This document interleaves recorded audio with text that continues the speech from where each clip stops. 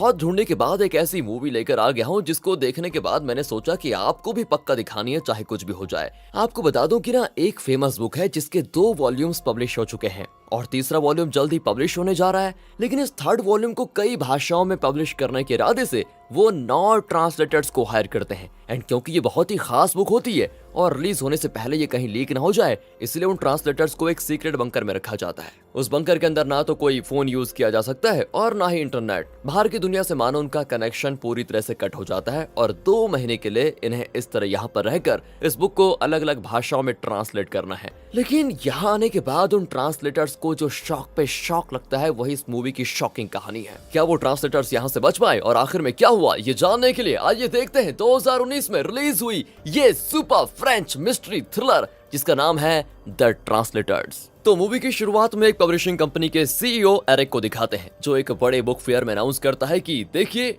डीडलेस नाम के famous book का 3rd वॉल्यूम हम जल्द ही कई भाषाओं में पब्लिश करने वाले हैं। एंड पहले 2 वॉल्यूम्स को आप लोगों ने जिन जोरों शोरों से खरीदा उसको देखकर हमें लगा कि जरूर हमें 3rd वॉल्यूम बनाना चाहिए। एंड अगले 2 महीनों में ही हम 3rd वॉल्यूम को आपके लिए पब्लिश करने वाले हैं। एंड दोस्तों, इस तरह इस बुक के पहले 2 वॉल्यूम्स को पढ़कर सभी 3rd वॉल्यूम का बड़ी बेसब्री से इंतजार कर रहे होते हैं। एंड इस तरह की एक्साइटमेंट इतिहास में किसी और बुक को शायद ही मिली हो। इतना ही नहीं, डीडलेस बुक का ओरिजिनल ऑथर कौन है ये आज तक कोई नहीं जान पाया। इस कदर उसे सीक्रेट रखा गया है दोस्तों। तो चलिए जरा आपको इंट्रोडक्शन करा देते हैं। डीडलेस को ट्रांसलेट करने के लिए अलग अलग देशों से प्रोफेशनल ट्रांसलेटर्स को बुलाया जाता है। तो सबसे पहले ये देखिए, ये है पोर्टुगीज ट्रांसलेटर टेल्मा और ये है डेनमार्क की ट्रांसलेटर हेलन। वो अपने पति और बच्चों से विदा लेती है कि मैं जल्द ही आ जाऊंगी काम खत्म करके, तब तक के लिए अपना ख्याल रखना। अगला है एक टीनेज ट्रांसलेटर जिसका नाम है एलेक्स जो कि इंग्लैंड में रहता है। और ये है जर्मन ट्रांसलेटर इंग्रिड, ये स्पेनिश ट्रांसलेटर जेवियर, अगला है इटालियन ट्रांसलेटर डेरियो और उसके बाद है ग्रीक ट्रांसलेटर कैंड्रिनोज और आखिर में अपने चाइनीज भाई यानी कि चैन यानी कि चाइनीज ट्रांसलेटर। और रशियन बताना तो भूल ही गया, रशियन ट्रांसलेटर है कैथरीना। तो ये सारे प्रोफेशनल ट्रांसलेटर्स फ्रांस आते हैं जहां इन्हें ट्रांसलेशन का काम करना है। उसके बाद उनको एक बड़े मेंशन में ले जाया जाता है जहां वो बहुत ही पीसफुली अपना काम कर सकेंगे। एंट्रेंस पर ही उनके मोबाइल्स ले लिए जाते हैं। ये जगह किसी राजमहल से कम नहीं लगती दोस्तों। सभी बहुत एक्साइटेड होते हैं कि 2 महीने इस शानदार जगह में रहने का मौका मिल गया। वाह, कितनी अच्छी किस्मत है हमारी। लेकिन पब्लिशर की असिस्टेंट इन्हें नीचे लेकर जाती है जो कि एक बेसमेंट की तरह दिखता है। वहां पर एक बंकर के अंदर वो इनको लेकर जाती है। इन ट्रांसलेटर्स को तो और भी एक्साइटमेंट होती है क्योंकि इससे पहले कि बाहर के लोग इस वॉल्यूम 3 को पढ़ें, इन्हें उस बुक को पढ़ने का मौका मिल रहा है। उसे पढ़कर वो अपनी भाषाओं में उसे ट्रांसलेट करेंगे। एंड पब्लिशर नहीं चाहता कि बुक का एक भी शब्द इंटरनेट या किसी और तरीके से लीक हो जाए, वरना पब्लिशिंग कंपनी का कोई फायदा नहीं होगा। एंड यहाँ तो इंटरनेट भी नहीं है। लेकिन उनको कहा जाता है कि आपकी जरूरत की सारी चीजें हम देंगे, जैसे कि अच्छा खाना, अच्छी रहने की जगह, गेम्स वगैरह सारी चीजें यहाँ पर अवेलेबल हैं। फिर दोस्तों वो उनको दूसरे कमरे में लेकर जाती है जहाँ गार्ड्स खड़े होते हैं और वो इन्हीं को देख रहे होते हैं। वहाँ पब्लिशर एरिक आता है और ट्रांसलेटर से कहता है कि हम रोज हर एक को 20 पेजेस देंगे जिन्हें उसी दिन के अंदर आपको ट्रांसलेट करना होगा। वैसे ट्रांसलेशन के लिए 1 महीना काफी होगा, लेकिन उसके बाद आपको ये चेक करना होगा कि आपका ट्रांसलेशन ठीक है या फिर उसे बेहतर किया जा सकता है। इसलिए आपको यहाँ पर 2 महीने रखा जाएगा और इस दौरान आपको ध्यान रखना है कि एक छोटी सी भी गलती ना हो जाए। अगर इस बुक का कोई भी पार्ट लीक हुआ तो बस समझिए आपका करियर खत्म हो जाएगा, ऊपर से जेल की सजा वो तो पक्की है। इस तरह की सख्त कंडीशंस बताकर एरिक उनको डरा भी देता है। लेकिन कहाँ, ट्रांसलेटर्स तो यहाँ पर अपना काम करने आए हैं तो काम करके ही जाएंगे। उनका कोई गलत इरादा नहीं होता और वो तुरंत अपने काम पे लग जाते हैं। कैथरीना तो बुक का पहला पेज पढ़कर इतनी इमोशनल हो जाती है कि उसकी आंखों से आंसू निकल आते हैं। इतना अच्छा होता है इस बुक का नरेशन स्टाइल। सभी अपनी अपनी भाषा में पहले 20 पेजेस ट्रांसलेट कर लेते हैं। तभी वहां पर एरिक एक सूटकेस लेकर आता है जिसके अंदर बुक का ओरिजिनल स्क्रिप्ट है। उसके अलावा कुछ देशों के फ्लैग्स के साथ पेन ड्राइव्स होते हैं। एक को निकालकर वो कंप्यूटर से कनेक्ट करके निकाल देता है। तब डेरियो कहता है कि मुझे इस बुक के ऑथर से मिलना है। एरिक भी कहता है कि ऑथर का नाम है ऑस्कर, लेकिन वो कहाँ है, औरत है या आदमी, इसके बारे में कोई पता नहीं लगा सकता। तब एलेक्स कहता है कि अरे हम उनकी बुक ट्रांसलेट कर रहे हैं तो हमें उनसे मिलवाने में क्या अर्ज है। एरिक कहता है कि ऑस्कर अपनी आइडेंटिटी रिवील नहीं करना चाहता और किसी से मिलना भी नहीं चाहता, इसलिए इस बात को तो छोड़ दो कि उनसे मिलना है। अगले सीन में दोस्तों आ जाइए, कैथरीना एरिक के कमरे में वेट कर रही होती है। शायद लगता है कुछ पूछने आई हुई है, लेकिन एरिक तो दूसरे कमरे में फोन पर बात कर रहा होता है। इसी बीच वो चुपके से उस सूटकेस को खोल देती है जिसमें होती है ओरिजिनल स्क्रिप्ट। इतने में वहाँ पर एरिक की आहट सुनकर वो सब कुछ वैसे ही बंद करके चुपचाप बैठ जाती है। हैरी कहता है कि तुमने आज बहुत बढ़िया तरीके से ट्रांसलेट किया है और तुम बहुत ही जल्दी काम भी करती हो। असल में दोस्तों वो कैथरीना को इम्प्रेस करना चाहता है। कैथरीना भी इम्प्रेस होने की एक्टिंग करने लग जाती है। कट करके यहाँ से कुछ महीने पहले का फ्लैशबैक दिखाते हैं, जब एरिक सिटी से दूर एक पुराने बुक शॉप में जाता है। वहाँ वो एक बुजुर्ग से मिलता है जिसका नाम है जॉर्ज। एरिक कहता है आपने बुक्स लिखकर जो पैसे कमाए हैं उससे तो पूरी दुनिया को खरीदा जा सकता है। जॉर्ज भी हंसकर कहता है कि हाँ, अब डीडलस्ट का ये तीसरा वॉल्यूम भी लिख लूंगा तो फिर मैं लिखना बंद कर दूंगा। एंड इनकी बातों से तो ये लगता है कि डीडलस्ट का ओरिजिनल ऑथर जॉर्ज ही है। खैर आगे देखते हैं क्या होता है। अब आ जाइए प्रेजेंट में बंकर के अंदर देखते हैं, जहाँ पर ट्रांसलेटर्स अपना काम भी करते हैं और एंटरटेनमेंट भी बहुत ज्यादा हो जाता है उनके लिए। बहुत मजे करते हैं वो सभी, बहुत बढ़िया तरीके से ट्रांसलेट भी करते हैं और फ्री टाइम में पार्टी, ड्रिंक्स, गेम्स वगैरह बहुत मजा लूटते हैं। लेकिन तब शुरू होती है एक प्रॉब्लम। एरिक को आता है एक मैसेज जिसको देखकर उसके गुस्से का ठिकाना नहीं होता। वो तुरंत सारे ट्रांसलेटर्स को बुलाकर उन्हें बुरी तरह डांटता है। दरअसल डीडलस्ट के वॉल्यूम 3 के 10 पेजेस इंटरनेट पर पब्लिश हो चुके थे और जिसने भी ये मैसेज किया था वो डिमांड कर रहा था कि मुझे 5 मिलियन यूरोस दे दो, वरना मैं बुक के अगले 100 पेजेस एक ही दिन में पब्लिश कर दूंगा।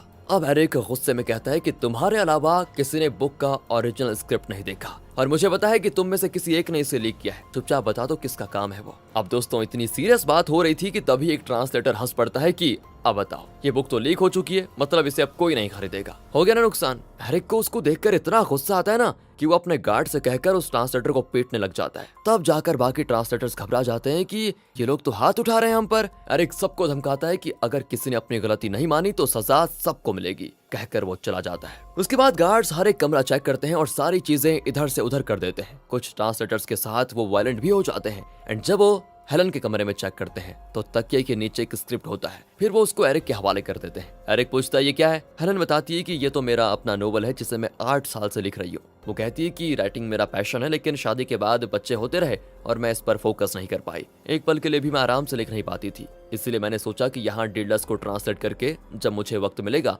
तो मैं चैन से इसको लिख पाऊंगी। लेकिन एरिक उसको पढ़कर कहता है ये तो बहुत ही लो क्वालिटी की राइटिंग है, इसमें वक्त बर्बाद करने के बजाय तुम्हें हमारी बुक पर ध्यान देना चाहिए, लेकिन हाँ तुम्हें सजा तो जरूर मिलेगी, कहकर वो उन सारे पेजेस को आग में डाल देता है। हेलन बर्दाश्त नहीं कर पाती कि उसकी 8 साल की मेहनत आग में जल गई। एंड अब अगले सीन में सारे ट्रांसलेटर्स डिस्कस करते हैं कि हम सभी प्रोफेशनल ट्रांसलेटर्स हैं, ऐसे में कौन पेजेस को लीक कर सकता है, कुछ समझ में नहीं आ रहा। शैन कहता है कि जरूर किसी ने अपना फोन यहाँ पर छुपा रखा होगा, उसी के जरिए ये लीक हुआ है। अब सब एक ट्रांसलेटर को देखने लग जाते हैं जिसके हाथ पर पट्टी बंधी हुई है। वो भी कहता है कि अरे मुझे ऐसा क्यों देख रहे हैं सब, यहाँ आने से पहले मेरा एक्सीडेंट हुआ था जिस वजह से मुझे पट्टी लगी है। पर दोस्तों कोई उस पर विश्वास नहीं करता और जबरदस्ती उसकी पट्टी खोलने लग जाते हैं। सोचते हैं कि कहीं इसके अंदर इसने मोबाइल तो नहीं छुपा के रखा हुआ है, लेकिन यार उसमें सच में चोट लगी होती है, कोई मोबाइल नहीं होता उसके पास। यहाँ पर एलेक्स परेशान हो जाता है क्योंकि गार्ड्स ने उसके कमरे का बुरा हाल करके रखा था। तब कैथरीना वहाँ पर आती है। वो कहती है मुझे तुम पर शक है, तुम पक्का कुछ गड़बड़ कर रहे हो, तुम असल में एक प्रोफेशनल ट्रांसलेटर हो ही नहीं,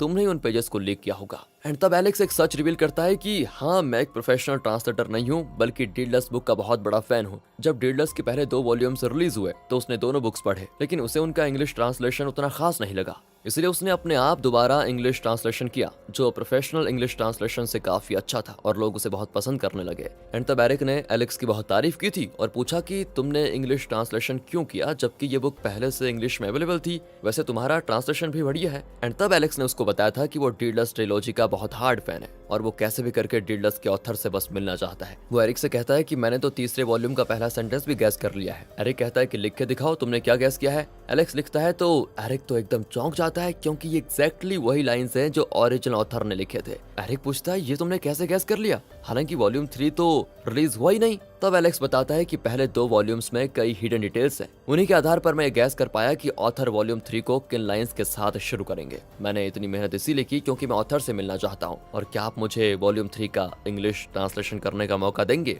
उसकी बात से उसके टैलेंट से एरिक बहुत इंप्रेस हो गया था और उसने डीडलस्ट का इंग्लिश ट्रांसलेशन करने के लिए एलेक्स को हायर किया। ओरिजिनल बुक फ्रेंच भाषा में थी। ये सारी बातें एलेक्स कैथरीना को बताता है। यहाँ कैथरीना भी एक बात बताती है कि उसने एरिक के कमरे में उस ओरिजिनल स्क्रिप्ट को देखा। पहले 20 पेजेस पढ़कर मेरी आंखें नम हो गई, उसने कहा। वो कहती है, मैं देखना चाहती थी कि अगला पेज कैसा होगा, इसलिए मैंने वो सूटकेस खोल कर देखा, लेकिन तब तक एरिक आ गया। मेरा और कोई इरादा नहीं था वैसे। एंड इस तरह दोस्तों वो अपने हिस्से का सच बता देती है। अगले सीन में दिखाते हैं कि वो ब्लैकमेलर जिसने एरिक को धमकी दी थी कि वो 10 पेजेस पब्लिश करेगा, वो उन पेजेस को सच में पब्लिश कर देता है और हर तरफ वो ट्रेंडिंग हो जाती है। एरिक को तो मतलब इतना गुस्सा आता है, उसका सर फट जाता है। वो गुस्से में सारे ट्रांसलेटर्स के कपड़े उतरवा कर बहुत टॉर्चर करता है और चेक करता है कि कपड़ों के अंदर कहीं कुछ छुपा के तो नहीं रखा हुआ है। तब उसको एक और मैसेज आता है कि अब तक तुमने मुझे 5 मिलियन नहीं भेजे, अगर अगले 6 घंटों के अंदर तुमने मुझे 21 मिलियन नहीं भेजे तो डीललेस बुक के अगले 100 पेजेस मैं पब्लिश कर दूंगा, फिर गई तुम्हारी बुक पानी में। एरिक यहाँ पर पागल हो गया है। वो सारा गुस्सा ट्रांसलेटर्स पर उतारता है और कहता है,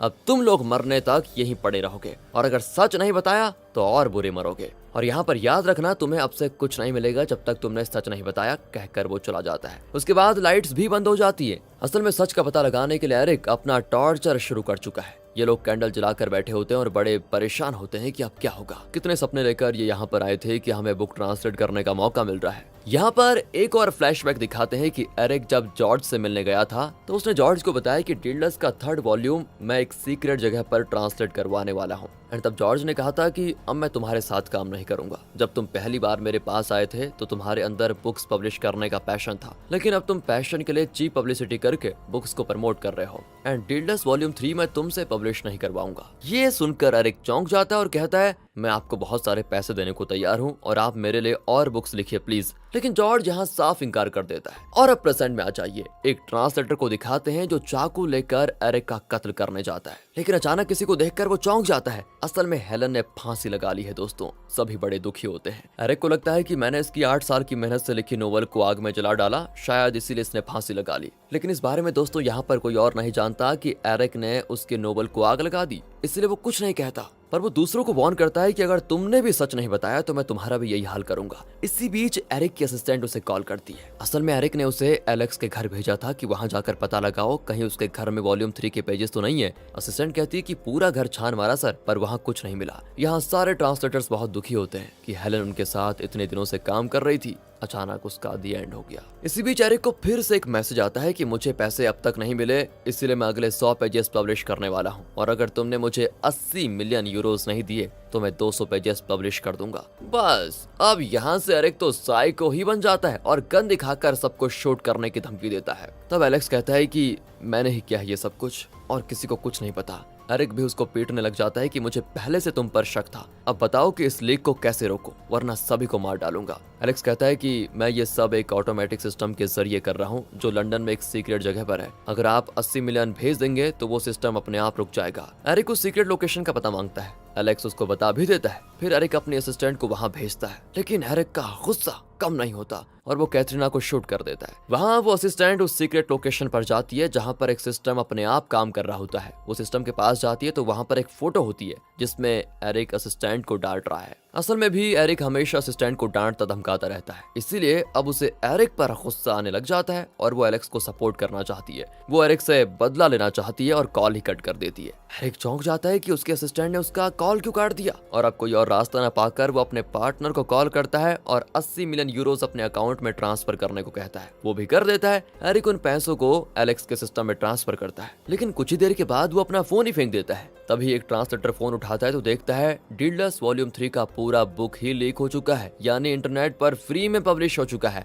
अब एरिक को इस बुक का तो एक भी पैसा नहीं मिलेगा। गुस्से में वो पागल ही हो जाता है और एलेक्स को शूट कर देता है, लेकिन उसका पागलपन देखकर उसके खुद के सिक्योरिटी गार्ड्स उस पर गन तान देते हैं। बाकी ट्रांसलेटर्स एलेक्स की मौत से बड़े शॉक हो जाते हैं, लेकिन तब पता चलता है कि एलेक्स की जैकेट के अंदर एक बुक थी जिस पर बुलेट लगा था और उसी की वजह से वो बच गया। बाकी वजह ट्रांसलेटर्स भी जिंदा बच निकलते हैं। एरिक को पुलिस के हवाले कर दिया जाता है। कट करके यहाँ से कैथरीना को दिखाते हैं जो बुलेट लगने की वजह से हॉस्पिटल में होती है। एलेक्स उसके पास बैठा होता है। फिर वो एरिक से मिलने जाता है जो पुलिस कस्टडी में है। एरिक कहता है कि मुझे पहले दिन से शक था तुम पर, जब तुमने कहा था ना कि पहले 2 वॉल्यूम्स को पढ़कर तुमने 3rd वॉल्यूम के पहले सेंटेंस की लाइन गैस कर ली है। झूठ था ना वो सब कुछ। इसका मतलब यह है कि तुम्हें पहले से पता था कि वॉल्यूम 3 में क्या है। बताओ कहाँ से चुराया तुमने ओरिजिनल स्क्रिप्ट को। और तब एलेक्स उसके बहुत करीब आता है और उसके शर्ट पर जो माइक लगा होता है उसे कवर करके कहता है डीललेस बुक का ओरिजिनल ऑथर मैं ही हूँ, समझे। और मेरा ही नाम है ऑस्कर। ओहो, ये पहाड़ जितना बड़ा ट्विस्ट सुनकर एरिक तो फ्रीज हो जाता है। और फिर फ्लैशबैक में दिखाते हैं कि जब एलेक्स छोटा था तो वो जॉर्ज के बुक शॉप में अक्सर आता था। उसके पेरेंट्स का डाइवोर्स हो गया था और वो बहुत ही अकेला पड़ गया था, इसलिए वो अक्सर जॉर्ज से मिलने जाता था और वहाँ के बुक्स पढ़ता था। उसे बुक से धीरे धीरे प्यार होने लग गया। वो खुद एक बुक लिखना चाहता था। एंड जब वो थोड़ा बड़ा हुआ तो उसने डीडलस नाम की एक फैंटास्टिक बुक लिखनी शुरू की, जिसमें पोएट्री भी थी, पॉलिटिक्स भी था और बहुत अच्छी कहानी भी थी। उसे जॉर्ज ने पढ़ा तो वो बहुत ही खुश हुआ। उसने एलेक्स से कहा कि अगर ये पब्लिश होगा तो लोग इसको बहुत पसंद करेंगे, लेकिन एलेक्स डरता है कि अगर उसके नाम से पब्लिश हुआ तो न जाने लोग उसे एक्सेप्ट करेंगे भी या फिर नहीं। इसलिए उसने जॉर्ज से कहा था कि आप इसे पब्लिश करवाइए और किसी दूसरे नाम से पर। और जॉर्ज ने इस बुक के पहले 2 वॉल्यूम्स को पब्लिश करने का काम एरिक को दिया। लेकिन जब एलेक्स को पता चला कि बुक्स का सेल्स बढ़ाने के लिए एरिक पब्लिसिटी की चीप तरीके अपना रहा था तो वो गुस्सा हो गया। उसने जॉर्ज से कहा, आप प्लीज वॉल्यूम 3 एरिक को मत दीजिए, हम कोई और अच्छा पब्लिशर ढूंढ लेंगे। जॉर्ज ने कहा कि ठीक है, मैं एरिक को मना कर दूंगा, तुम एक काम करो, वॉल्यूम 3 लिखना शुरू करो। एलेक्स भी मान गया और इसी वजह से जब एरिक जॉर्ज से मिलने आया तो जॉर्ज ने कह दिया था कि मैं तुम्हारे साथ काम नहीं करूंगा। लेकिन एक दिन अचानक एरिक ने अनाउंस किया कि कुछ ही महीनों में वो वॉल्यूम 3 पब्लिश करने वाला है। उस वक्त वहाँ पर एलेक्स भी था। वो परेशान हो गया कि जॉर्ज ने तो कहा था कि इसे वॉल्यूम 3 नहीं देंगे, फिर एक कैसा अनाउंसमेंट हो सकता है। और अब प्रेजेंट में जब एरिक को पता चलता है कि एलेक्स ही ऑस्कर है तो वो चौंक जाता है। लेकिन एलेक्स उसे एक और शॉक देता है। एरिक ने जो उसे 80 मिलियन ट्रांसफर किए थे वो वापस एरिक के अकाउंट में ट्रांसफर कर देता है और एरिक से कहता है, अब पुलिस तुम्हारी चमड़ी उधेड़ देगी कि इतने सारे पैसे तुम्हारे पर्सनल अकाउंट में कहां से आए, जवाब तैयार रखना उनके लिए। एरिक एकदम शॉक हो जाता है और बड़बड़ाने लग जाता है कि तुम ऑस्कर नहीं हो सकते, क्योंकि मैंने खुद अपने हाथों से उसका कत्ल किया था और उसके पास से वॉल्यूम 3 का ओरिजिनल स्क्रिप्ट चुरा कर लाया था। यहाँ फ्लैशबैक में दिखाते हैं कि जब जॉर्ज ने एरिक को 3rd वॉल्यूम देने से इनकार किया था तो गुस्से में एरिक ने जॉर्ज को सीढ़ियों से धकेल कर मार डाला और डीडलस का वॉल्यूम 3 चुरा कर ले आया। उसने जॉर्ज के बुक शॉप में आग लगा दी थी ताकि ये बिल्कुल एक्सीडेंट लगे।